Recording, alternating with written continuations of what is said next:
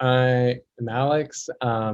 I identify as gay. My major is integrated business and engineering with a major in finance and a computer science engineering degree as well. Because I know in the queer community, drug usage is very predominant, specifically among gay men. And I mean, my uncle, for example, who is gay, had a really big problem and actually currently does have a really big problem with crystal meth. And he started that when he was 17.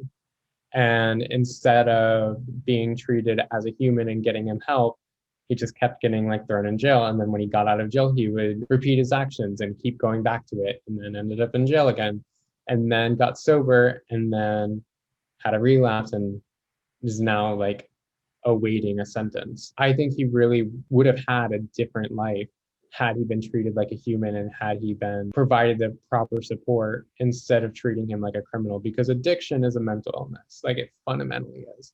And so that's what made me really attracted to it, is seeing how the prison system wrecked his life and seeing how not having support and not treating him like a human led to all of these relapses and led to being thrown back in prison.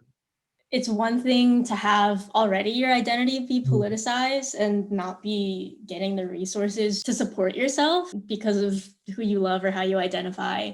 But the intricate ways that like the US system specifically is set up, like LGBTQ plus youth are so much more prone to homelessness and sex work, even like under the age of 18, because of like survivalist tactics from homophobia and transphobia. Sex work can obviously be like a very empowering thing for a lot of people, but being forced into quote unquote survival crime because of something you already can't control, and then there being a system set up to punish you for doing what you need to do to get by is just so like evil, like it's vicious, and really hurts to see how little support there is for these specific unique experiences. I think it being so unforgiving to people of different identities and different mental illnesses is like, it hurts like on a personal level. Survival crimes in general, like it's really sad to see them like being treated as criminals instead of people who are trying to get by.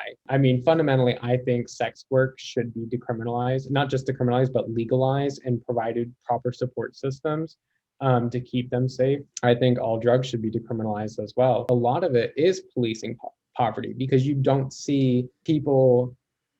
I mean, Wall Street, for example, all of those motherfuckers like are on coke. Like they all are. But if they were to get caught with it, they wouldn't face any like punishment. Like even in the drug class system, the way coke is scheduled versus the way crack is scheduled is simply based off of poverty and demographics. It's particularly race. And I think that's an important intersectional part as well. Even marijuana was labeled a Schedule 1 drug because more minorities used it than white people used it, because white people used coke more. So that was a Schedule 2 drug instead of a Schedule 1 drug. And I know that since drugs are a big problem in the queer community, and because of the rates of poverty and homelessness, because they do end up being kicked out by families or like just not treated as humans, not given a fair shot at life. I mean, there's so many states where you can get fired for identifying as LGBT. I don't know if you have seen this. I don't even know if this is on campus at all, because we are not diverse on campus. I think the experience of Black trans women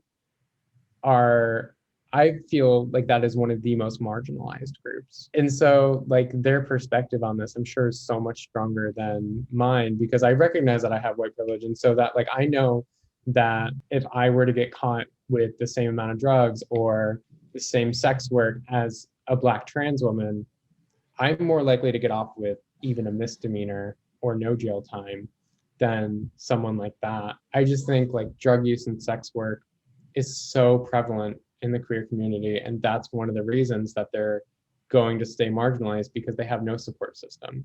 This is like the way they get support. Like my uncle, going back to him, the reason he started doing drugs was because he had no support in his own family. And so he met people and developed his own support system with other queer people who used drugs. And that's how he got into it, because there was no support system from the beginning. And so if we like, there's just like so many layers to this. And it's like the criminalization of people as a whole is what keeps people in a cycle of poverty and what keeps people from repeating crimes, because these are survival crimes. Theft, prostitution, drugs, anything along those lines. Those are all survival crimes. I mean, like we talked about, murder, rape, those types of things are completely different. Those are not necessary fundamentally survival crimes. But the things that are survival crimes is like the most depressing to see. It is so exhausting for marginalized communities, whether you're queer, Black, or Asian, to care and fight for things that affect them so deeply when, you know, like we're the ones being oppressed. It shouldn't be up to us to run this movement.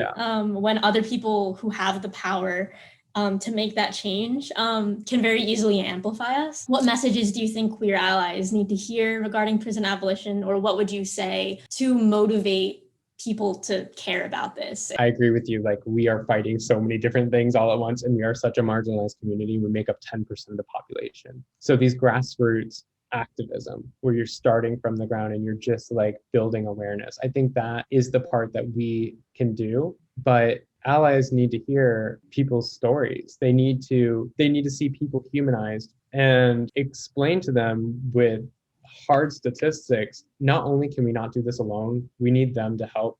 And I think this goes back to like the Black Lives Matter movement of, it's about using your privilege.